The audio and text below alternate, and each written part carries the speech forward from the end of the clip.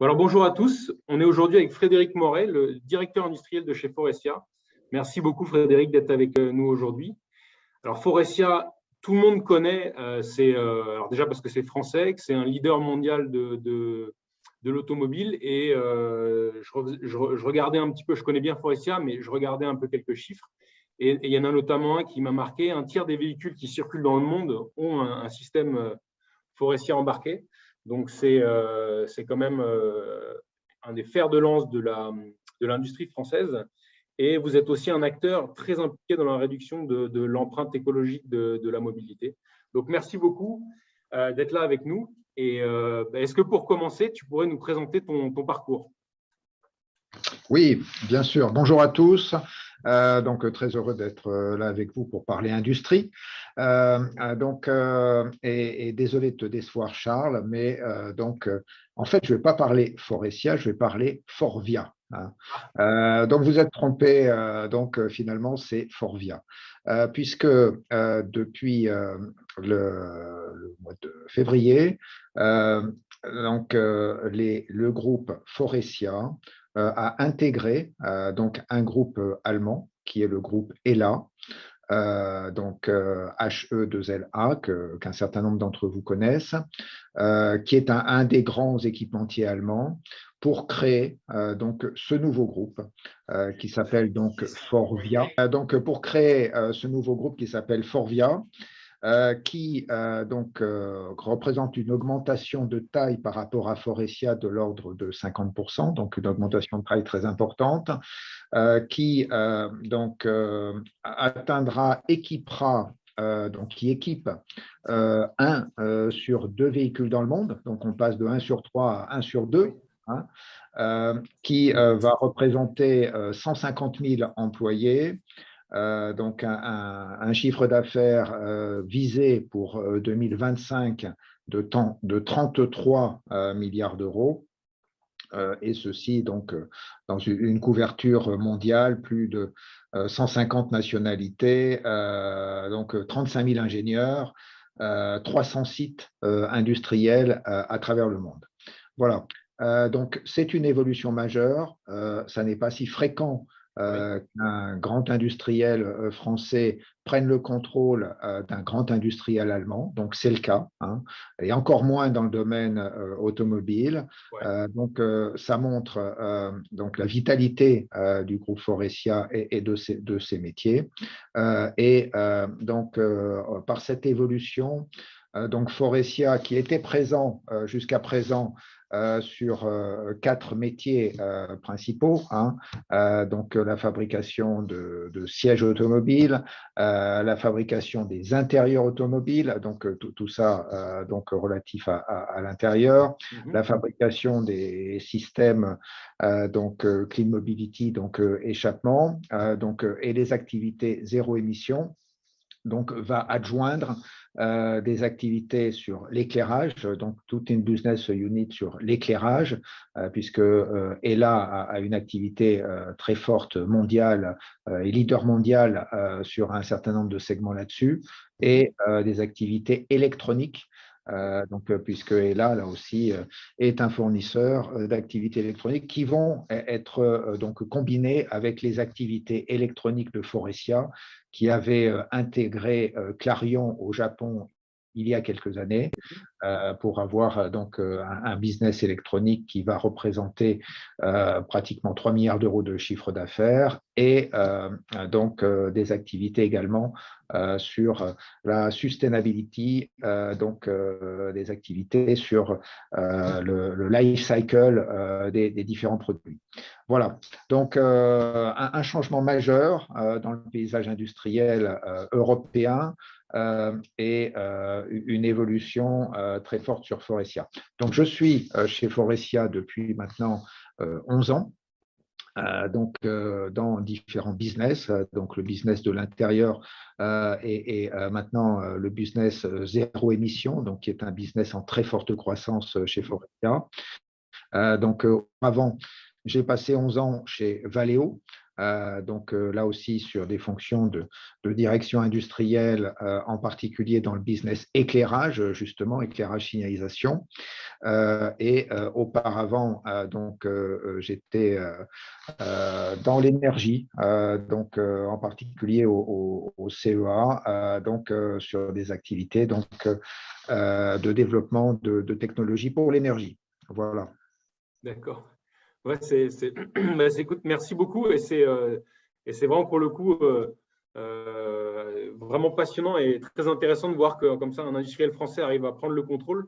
Et j'imagine que vous allez en plus avoir beaucoup plus d'exposition à toutes les marques allemandes qui étaient historiquement un peu peut-être défendues par les industriels allemands. Donc, vous avez un réseau de distribution plus large maintenant de vos systèmes.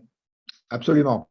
Donc, ELA est une entreprise haut de gamme, hein, Ouais. donc, qui fait typiquement les systèmes d'éclairage haut de gamme, des systèmes électroniques haut de gamme, donc travaillant avec les marques allemandes premium.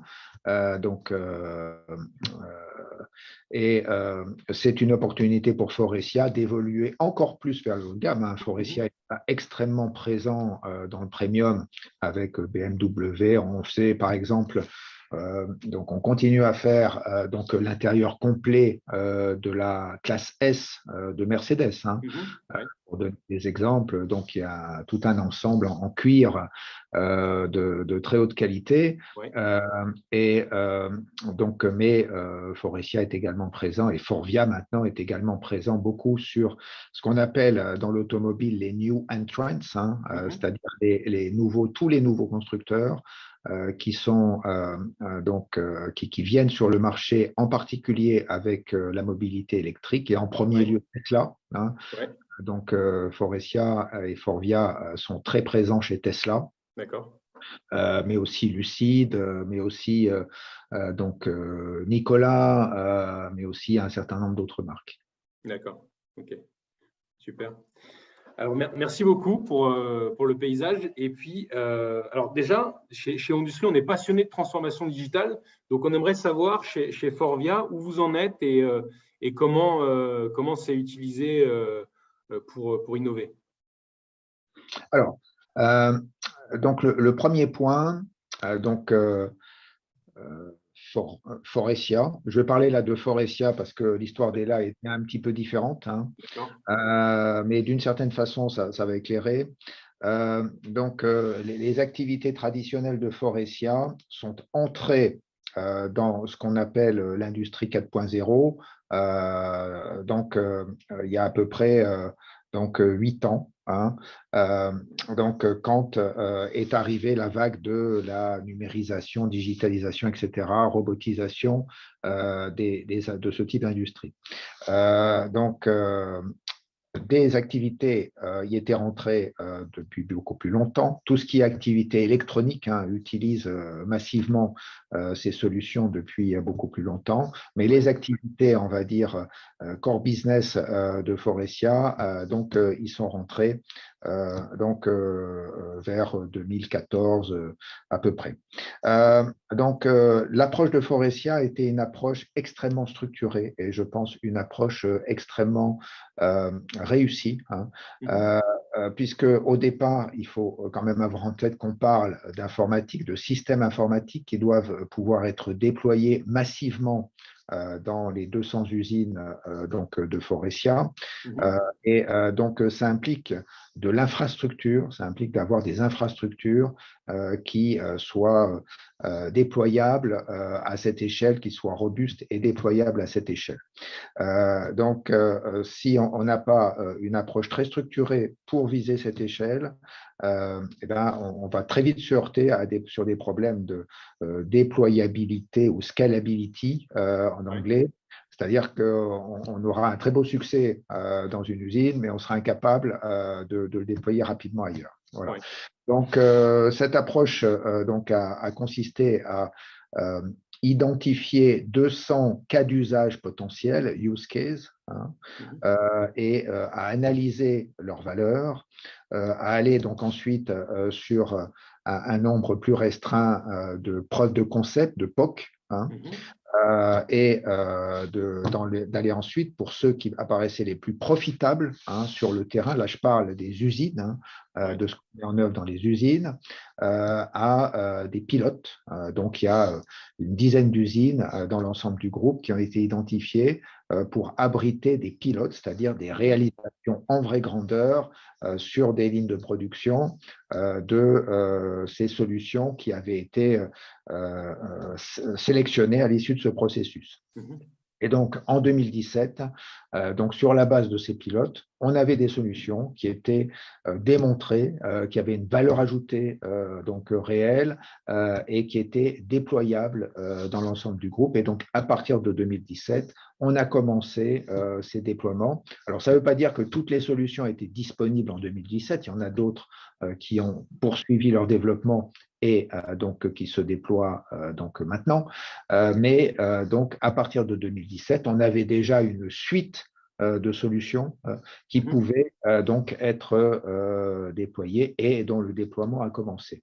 Donc, cette suite a été consolidée dans un ensemble qu'on appelle modèle plante, vraiment pour faire comprendre que ce qui compte, ce ne sont pas un certain nombre de solutions individuelles, mais c'est tout le système de production.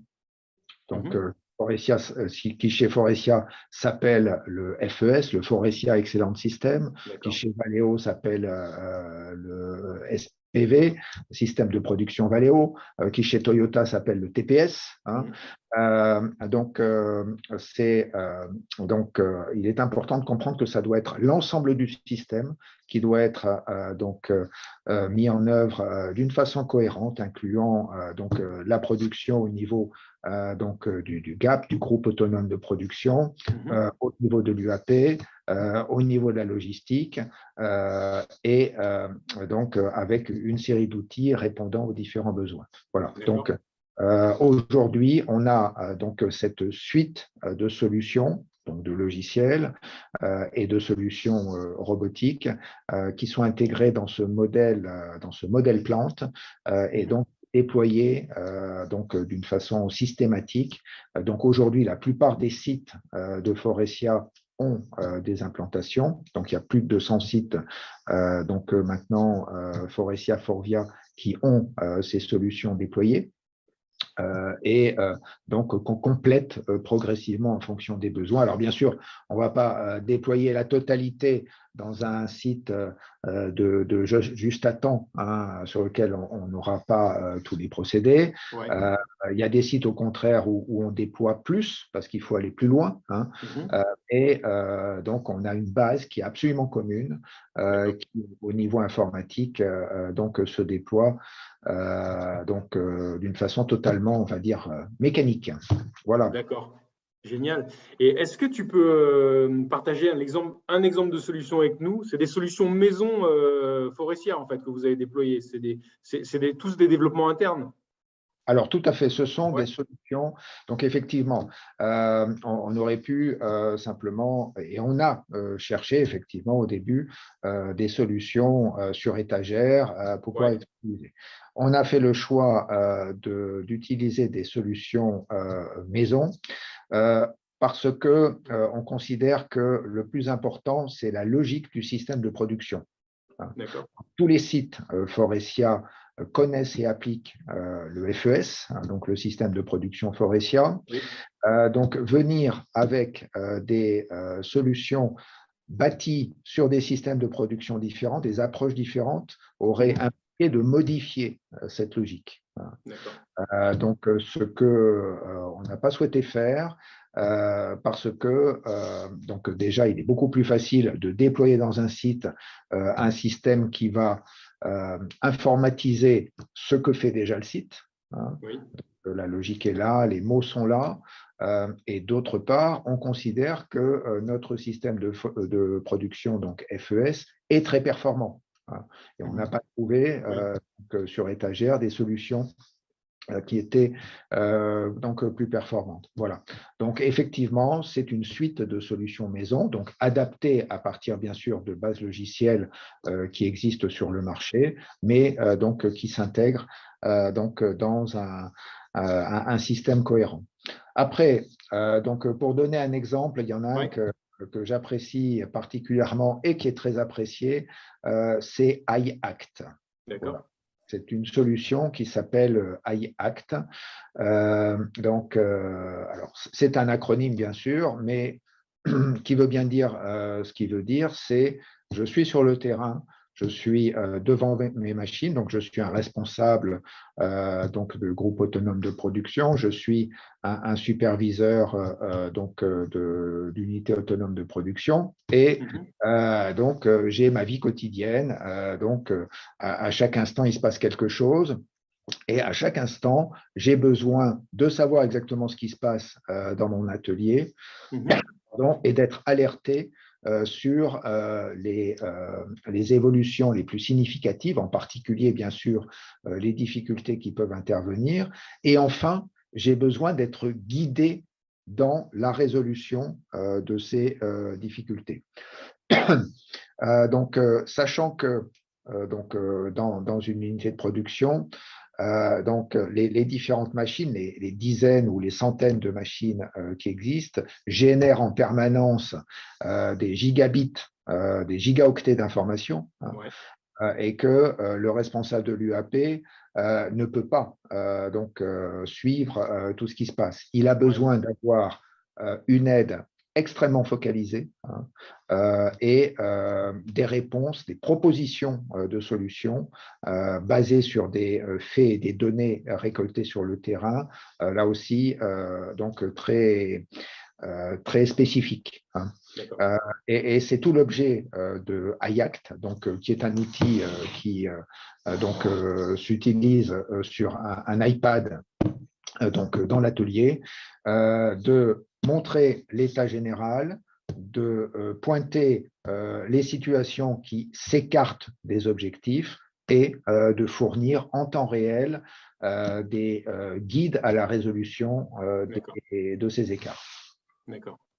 Et ça, c'est une solution.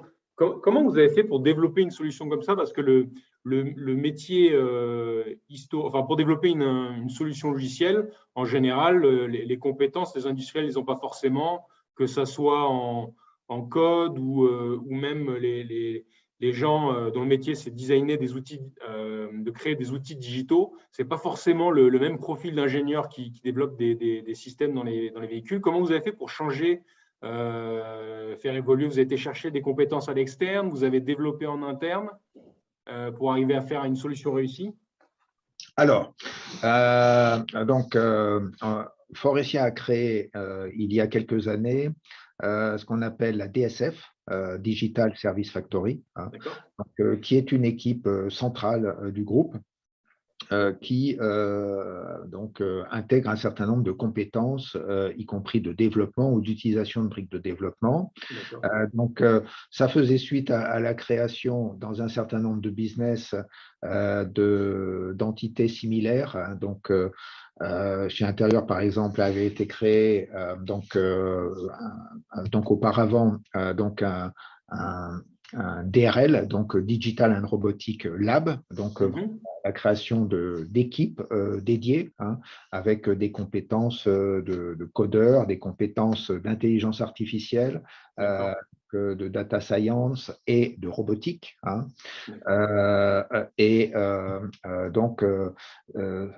avec effectivement ensuite la création de cette équipe centrale. D'accord. Après, bien sûr, il y a du travail avec un certain nombre de partenaires, hein, Mhm. sur ces sujets, Accenture, etc. Palantir, plus récemment, Ouais. donc D'accord. Faurecia a signé un accord, a été la première grande société industrielle à signer un accord avec Palantir, hein, D'accord. donc à utiliser les technologies Palantir. Mais je dirais, tout ça, c'est effectivement indispensable d'avoir ce type de compétences en interne de telle sorte à pouvoir définir et piloter et réaliser une partie de ces développements. Oui. Mais au départ, pourquoi on fait ça en interne, pourquoi on a ces compétences en interne, c'est pour pouvoir se focaliser sur le besoin de terrain. D'accord. C'est-à-dire pour pouvoir mettre au centre des développements les utilisateurs. Donc, la première chose, quand on a lancé le développement d'Ayact, ça a été de mettre dans une salle de brainstorming, de workshop, des utilisateurs, donc des responsables du AP, superviseurs, et de leur faire parler, de les faire parler de leur quotidien. D'accord. Voilà, de les faire parler de leur quotidien, de les faire exprimer quelles étaient les difficultés qu'ils rencontraient au quotidien. Donc, la première chose qu'ils ont dit, ils étaient totalement unanimes, c'est on est assailli d'informations. Voilà. On n'a pas besoin de plus d'informations. On est assailli d'informations. Mais par contre, là où on court, c'est pour comprendre qu'est-ce qui est un problème et qu'est-ce qui n'est pas un problème. D'accord. Donc, on perd beaucoup de temps à ça. Qu'est-ce qui est un vrai problème? Qu'est-ce qui n'est pas un problème? Ensuite, on perd beaucoup de temps à collecter des informations, des données pour comprendre le pourquoi du problème une fois qu'on a identifié qu'il y en avait un. Voilà. Donc, on va dire le cahier des charges d'Ayact, c'était ça, c'était répondre à ces besoins de personnes de terrain, en montrant un état général, mais en montrant immédiatement sur cet état général où se situent les problèmes. Et ensuite, fournissant les faits, données, analyses, data science, relatifs à ce problème, de telle sorte à ce que en très très peu de temps, en quelques clics, le responsable puisse voir il y a un problème qui apparaît ici et les principales données sont celles-ci, et donc je vais directement voir la personne qui peut me résoudre mon problème. Soit le responsable du GAP, par exemple, qui va faire apparaître qu'en fait, il a un problème avec un opérateur qui a une difficulté. Donc, on traite immédiatement à ce moment-là la difficulté de l'opérateur, soit le responsable de la maintenance, parce que le problème vient de la machine. Il y a un des paramètres de température dans la machine qui a commencé à dévier, et donc ça commence à générer un problème qualité. Voilà. Et donc, je fais immédiatement intervenir la personne qui va bien, de telle sorte à ce que la correction se fasse très vite sur le terrain, que le problème soit résolu, donc on n'en parle plus, et la quantité de perte de production ou de perte de pièces, le problème soit réduit au minimum. Donc, on a vu, et grâce à l'application de ce genre d'outils, de cet outil, on a vu des améliorations extrêmement rapides de la performance en quelques semaines, au fur et à mesure que les utilisateurs apprenaient à utiliser cet outil. Donc, on a vu des performances atteindre, dépasser même ce qu'on pensait comme étant les meilleures possibles dans ce genre d'outil. Voilà. Excellent. Mais c'est génial comme vous avez su, parce qu'en fait, cette compétence de savoir partir de l'expérience terrain de l'utilisateur et de créer une solution digitale ergonomique qui répond aux besoins, traditionnellement, c'est vraiment pas une compétence qu'ont les industriels. Et c'est formidable que vous ayez su créer une équipe et mettre en place cette culture pour vous faire des outils maison de première classe. Je pense que c'est vraiment un avantage par rapport à un grand nombre d'industriels. Alors là, on a parlé d'une excellente solution qui a manifestement eu beaucoup d'impact. Et par contre, il y a beaucoup de projets en cours. Tu nous as parlé de beaucoup d'initiatives et de beaucoup de POC. Est-ce que vous avez parfois aussi des échecs dans tous vos projets d'innovation? Et est-ce qu'il y en aurait un que tu pourrais partager avec nous pour qu'on comprenne par quoi vous êtes passé? Alors, On a fait comme tout le monde, donc il y a quelques années, donc vers 2017-2018. Donc on s'est lancé dans des projets de robotisation, donc à un niveau très élevé, donc très intense, très approfondi de robotisation. Vous vous rappelez que c'était l'époque où Elon Musk, qui est un de nos clients, lançait dans son usine de Fremont en Californie donc une ligne totalement automatisée de fabrication pour la Model 3. Et donc, pris dans cet élan, on va dire, on a fait pareil. On avait d'ailleurs des réunions avec lui. Sa vision était de complètement reconcevoir les différents composants des véhicules de telle sorte à ce qu'ils puissent être facilement assemblés par robot, ce qui est une très bonne vision. C'est ce qu'on appelle le design for automation, hein, donc où les différentes pièces sont faciles à manipuler avec des robots, ça s'assemble, se clip, etc., automatiquement avec des robots. Donc, on a passé pas mal de temps pour travailler sur le design des produits pour ça. Et lui, pendant ce temps-là, a passé pas mal de temps à installer, à lancer un certain nombre de, je ne sais plus, je crois qu'il y avait 400 robots, quelque chose comme ça, qui étaient prévus. Dans notre cas, on avait donc un projet qui était assez similaire aux États-Unis avec l'installation de lignes très robotisées avec beaucoup d'AGV, basées sur alors beaucoup d'AGV, tous les flux gérés avec des AGV.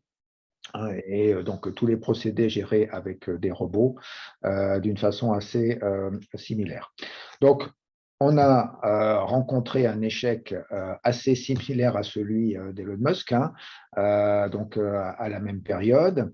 Alors, il y a eu deux facteurs à ça, hein, qui ont été bien analysés. Alors, il y en a eu beaucoup au total, mais il y en a eu deux facteurs essentiellement. Le premier, c'est que pour ce qui est de la gestion des flux, on ne peut pas utiliser, il n'y a pas encore de solution robuste qui existe pour gérer des flux par AGV, des flux complexes par AGV dans une usine de production à cause de la contrainte du temps précis. Je pourrais y revenir après. Oui. Et la deuxième, sur la robotique, c'est que la robotisation, ça nécessite de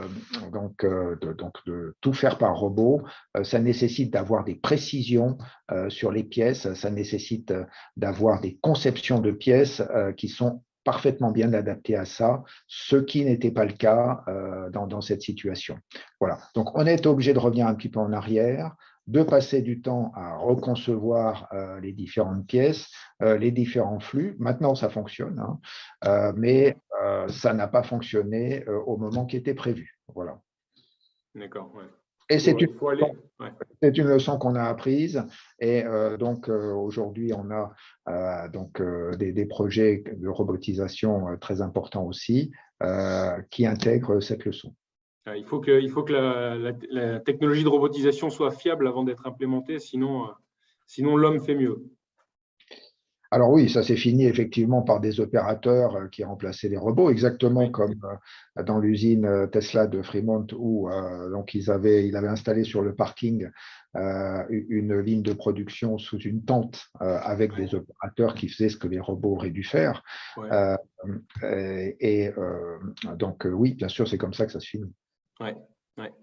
Alors, je vais faire un tout petit retour en arrière pour une question d'Alexandre. On parlait un peu plus tôt de l'outil iAct et notamment de la partie intelligence artificielle. Alors, Alexandre, tu me reprends si j'ai mal compris la question, mais il me semble que la question, c'est est-ce que quand vous avez travaillé pour développer l'intelligence artificielle, vous êtes parti des données et vous avez laissé faire l'algorithme pour essayer de faire des propositions intelligentes, ou est-ce que vous êtes parti des superviseurs pour qu'ils vous disent les données qui sont importantes pour moi, les voici, et qu'ensuite vous avez alimenté les systèmes d'intelligence artificielle que vous aviez avec des choses présélectionnées par par les superviseurs, enfin par les personnes qui ont participé à vos projets? Alors, effectivement, c'est une très bonne question. L'approche, ça a été de prendre le maximum de données possibles, hein. Donc, on connecte la machine, on connecte le poste de travail, et donc ça fait toute une masse de données qui sont stockées dans un data lake. Et donc après, la data science analyse ces données pour chercher des corrélations. Donc,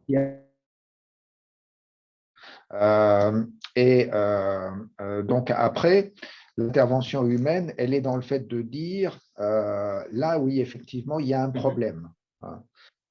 Donc, cette pièce est bonne, cette pièce n'est pas bonne, il y a un problème.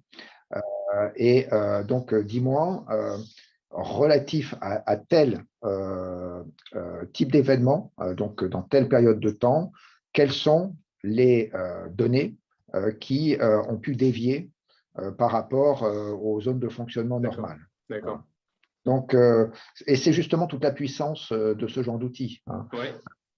On n'a pas besoin, donc dans une usine, dans un atelier, le nombre de difficultés qui peuvent apparaître est considérable, le nombre de causes possibles est considérable, et donc on ne peut pas en faire en amont l'analyse systématique, hein. Oui. Donc, ou sinon, en fait, le périmètre de cette analyse est très restreint, hein. Donc, ne porter que sur quelques difficultés, hein. Et donc, en fait, ça ne sera pas vraiment utilisé, parce que si on a un outil qui ne sert qu'une fois sur 10, on finit par le mettre de côté et puis on l'oublie. Voilà. Alors que là, il fallait que ça réponde à toutes les situations possibles. Donc, il fallait que ça intègre toutes les données possibles, mais sans préparation préalable. D'accord. Alors, c'est vraiment intéressant. En fait, il y a très peu d'industriels qui sont allés vers ce que tu décris là, un data lake. Et moi, j'ai une question par rapport à ça, parce que tous les gens à qui on a parlé, qui ont réussi à faire le saut, le challenge, c'est déjà de constituer le data lake, de le faire interagir avec les systèmes. Et puis, il y a un moment de bascule où on décide que, en fait, traditionnellement, les industriels, la donnée maître, c'est la donnée de l'ERP, et tout est rigidifié par l'ERP. Et puis, on met les données dans le data lake, et à partir d'un moment, on dit la donnée maître, c'est celle du data lake, et c'est l'ERP qui vient puiser dedans, et les autres applications qui viennent puiser dedans. Est-ce que vous avez fait cette transition, que maintenant la donnée maître, c'est celle du data lake, et comment vous avez réussi à transitionner vers ça? Alors, la donnée maître de l'ERP reste la donnée de l'ERP. Le data lake collecte les données de l'ERP, plus de nombreuses autres informations qui ne sont pas dans l'ERP, en particulier les données qui sont dans les machines, hein, les paramètres machines, etc. Donc permet de faire des analyses, de remonter dans le temps, de faire des analyses sur des masses de données, des masses de toutes les données en fait qu'on arrive à collecter. Voilà. Donc ce sont deux systèmes donc qui vivent leur vie d'une façon parallèle, hein.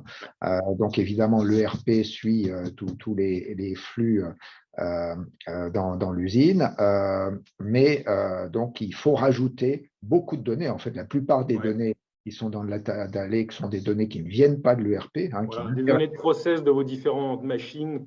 Exactement. Voilà. Des données de qualité, hein, le type de défaut, donc des photos des défauts, par exemple. Donc, il y a beaucoup d'autres informations. D'accord. OK. Ben c'est vraiment excellent et très intéressant de voir la maturité et tout ce que vous avez mis en place. Et alors, moi, j'ai une question autour de ça, sur la conduite du changement, est-ce que toutes ces nouvelles solutions, même si vous avez démarré il y a 10 ans, c'est en général un changement assez important pour tous les différents métiers industriels.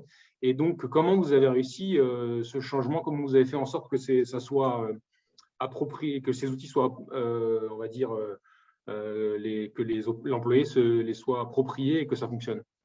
Alors, donc d'abord, Forestia a une longue tradition d'utilisation de RP, donc SAP, hein, Forestia, est l'industriel qui a le plus déployé SAP. Tous les sites Forestia sont sous SAP avec exactement la même version, donc à travers le monde. Donc, je dirais que c'est un petit peu dans les gènes de Forestia d'utiliser des outils donc à la base. Par contre, effectivement, là, on parle des outils sur le terrain là, la réponse, elle est dans ce que j'expliquais avant, c'est-à-dire le fait de développer des outils qui soient totalement cohérents avec le système de production papier, donc le FES, que chacun utilise. Oui. Donc, il n'y a rien de nouveau. Donc, ce qu'on appelle les tableaux de marche qui sont sur les lignes de production sont exactement ce qui serait écrit à la main par l'opérateur sur son tableau de suivi de production. Simplement là, il se met à jour automatiquement puisque donc tout est enregistré automatiquement. En plus, il y a des informations supplémentaires qui sont permises par l'informatisation. Ça s'intègre vraiment totalement. L'intégration, donc la numérisation d'un poste, ça se fait vraiment en remplaçant ce qui existait en papier par un ou plusieurs écrans qui comportent exactement les mêmes informations, avec les mêmes termes dans la langue locale, etc. etc. Tout est fait pour que, au niveau local, il n'y ait aucun besoin, il n'y a aucun effort à faire pour utiliser le nouveau système. Donc voilà, donc c'est ça le point principal. Et puis ensuite, c'est le plus. Donc ce que ça apporte en plus, que j'expliquais pour Ayact, le responsable de production qui sait qu'en consultant son iPad, il va pouvoir identifier son problème et identifier la cause probable en quelques secondes, au lieu de passer 1 heure à courir dans son atelier derrière chaque machine pour comprendre ce qui se passe et donc courir après les gens, etc. L'intérêt est immédiat. Ouais, vous leur apportez un confort. Et là, je comprends mieux aussi ce que tu me disais plus tôt d'avoir pris une approche de développer des solutions maison, c'est-à-dire vous aviez des pratiques, on va dire, crayon papier de votre système de production qui était éprouvé et vous en avez fait le pendant digitalisé exactement copie conforme, ce qui fait que l'adaptation et le changement est simplifié. Ouais. Absolument.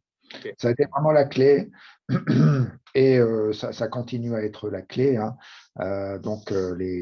Tous les développements sont en fait de la numérisation, de l'automatisation de plus en plus poussée des différents chapitres de notre FES. D'accord.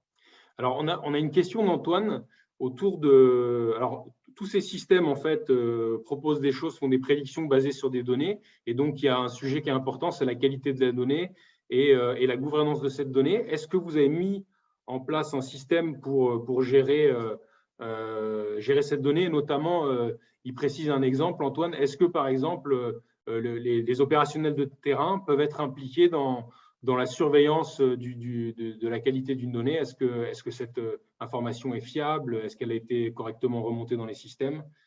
Comment ça fonctionne chez vous? Alors, c'est une très bonne question également. Donc, on a en centrale un responsable de la gouvernance des données, de telle sorte déjà à ce que les données enregistrées soient cohérentes. Ce qui paraît simple, mais c'est loin d'être… Ça nécessite d'avoir une standardisation des différentes données qui sont intégrées. Donc, pour ne pas se retrouver avec tout et n'importe quoi, un exemple extrêmement simple, c'est la caractérisation des différents écarts et des différents défauts. Dans toutes les usines, on utilise les mêmes termes. Voilà, c'est aussi simple que ça, que un ralentissement de production, donc une certaine catégorie de ralentissement de production, par exemple, soit référencé avec exactement les mêmes termes et avoir un lexique, un lexicon qui soit tout à fait commun à et worldwide, global, sur l'ensemble de ces sujets. Donc, c'est vraiment la première base. Donc, bien gouverner, standardiser les différentes données pour savoir ce qu'elles veulent dire et pouvoir les exploiter. Ensuite, oui, la qualité des données, mais là-dessus, la réponse est toute simple. Une donnée que personne n'utilise, personne ne va vérifier si elle est bonne ou mauvaise. Voilà. Donc, le meilleur moyen de faire que les données collectées soient bonnes, c'est de faire que les données collectées soient visibles et utilisées. Ouais. C'est effectivement pour ça qu'on a développé, alors je parlais d'AIACT et les différentes solutions DMC, etc., c'est que les données apparaissent sur les écrans, donc en permanence, et les écrans remplacent totalement le papier. On ne peut pas avoir de système en parallèle. Si les données ne sont pas bonnes, ça va se voir immédiatement. Et donc, les acteurs feront ce qu'il faut pour les corriger. C'est effectivement quelqu'un qui n'a pas compris quelles données rentrer, quels termes utiliser, etc. Il y a un type de nomenclature de problème qui apparaît exotique tout à coup, donc on réagit, dans les analyses des problèmes qui apparaissent sur les machines, il y a des données bizarres, des problèmes bizarres qui apparaissent, qui sont liés au fait qu'il y a un capteur, par exemple, qui n'est plus connecté ou mal connecté ou donc ne fonctionne pas. Donc à ce moment-là, on intervient en conséquence. Voilà. Donc, la visibilité des données et la solution à la qualité des données. Oui, non, c'est excellent comme conseil. C'est ultra pragmatique et simple à mettre en œuvre. Si vous n'utilisez pas, ça ne risque pas d'être correct. Ouais, non, ça me fait penser à un truc qu'on apprenait il y a longtemps. Comme moi, quand j'ai démarré, on nous disait quand vous êtes manager, si vous demandez à des gens de remplir des tas de données sur des feuilles et que vous ne les utilisez pas, il ne faut pas espérer qu'elles soient bonnes un jour parce que c'est du travail supplémentaire. Ils vont vite s'en rendre compte. OK. Alors, ma prochaine question, elle est autour. Tu as beaucoup, beaucoup travaillé sur des projets d'innovation. Est-ce que tu aurais une expérience un peu folle à nous partager sur lequel tu as bossé ces dernières années?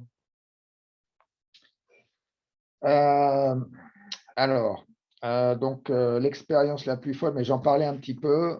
Vous vous rappelez que dans les il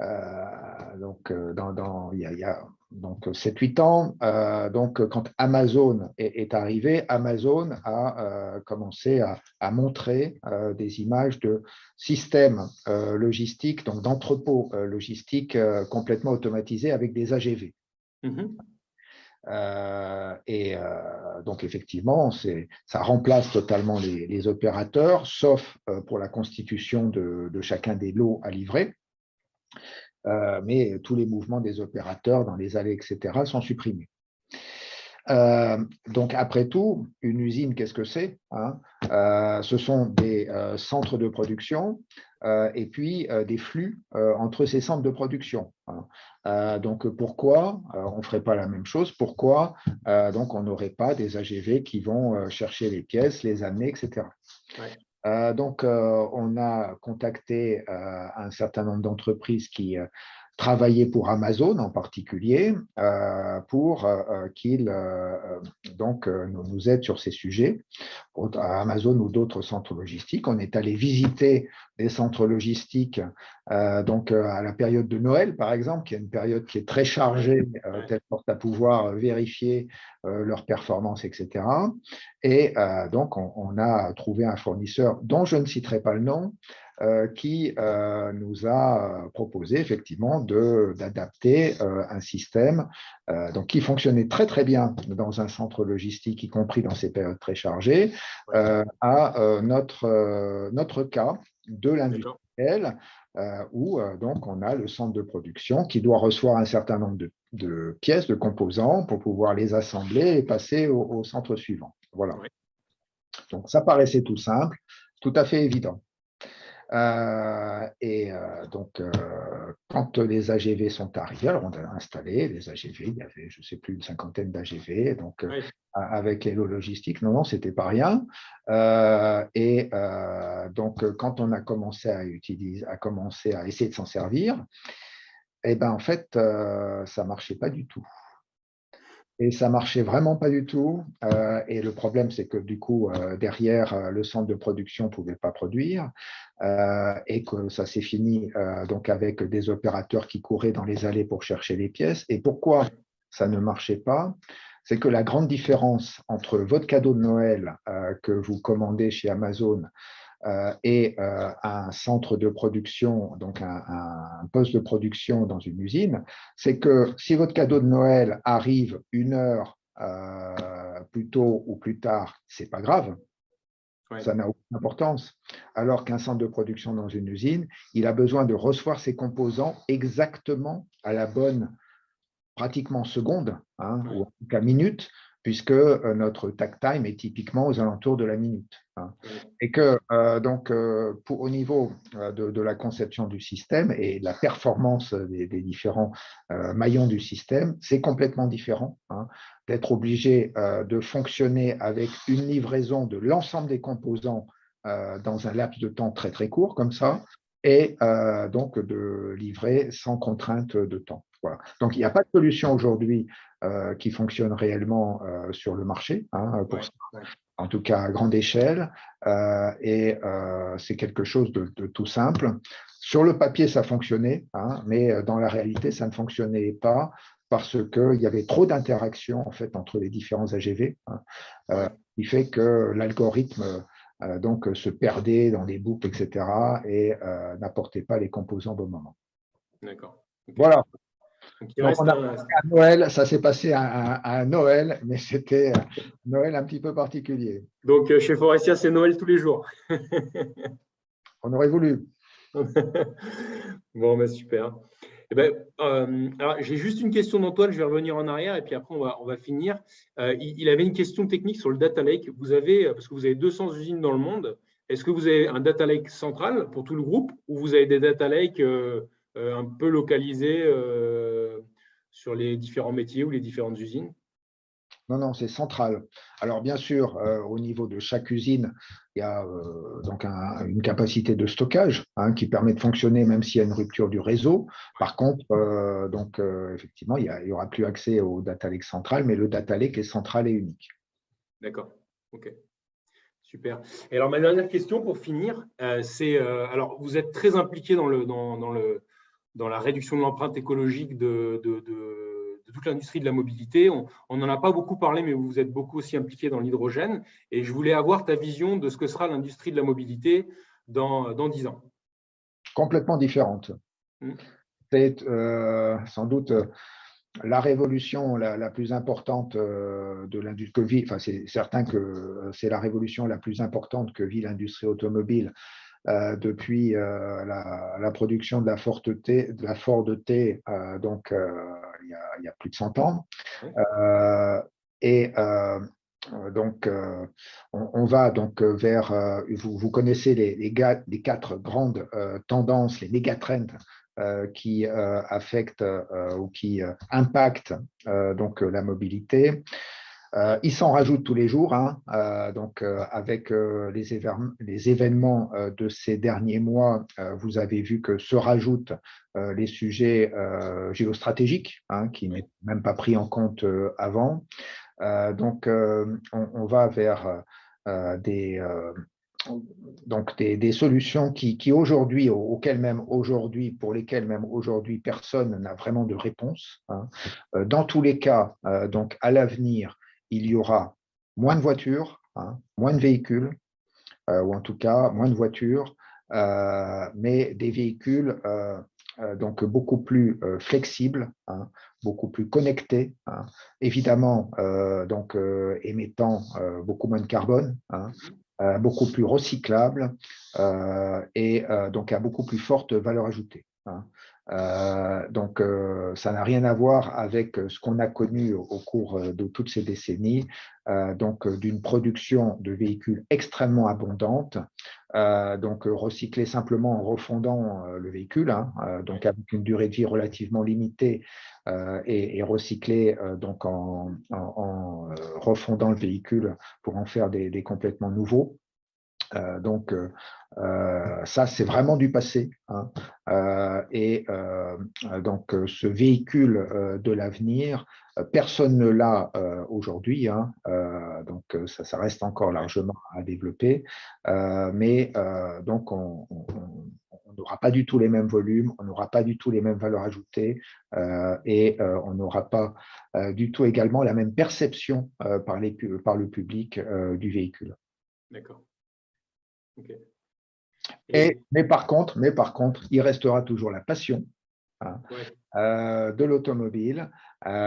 Donc, et ça, c'est un des fondements de Faurecia. Donc, c'est vraiment innover passionnément, hein, pour le véhicule du futur, de telle sorte à répondre à tous ses besoins. Donc, ça fait vraiment partie. Et maintenant, cette intégration d'ELA pour Forvia va encore agrandir ce scope, donc ce périmètre pour plus de métiers, pour davantage de métiers, pour combiner davantage de fonctions.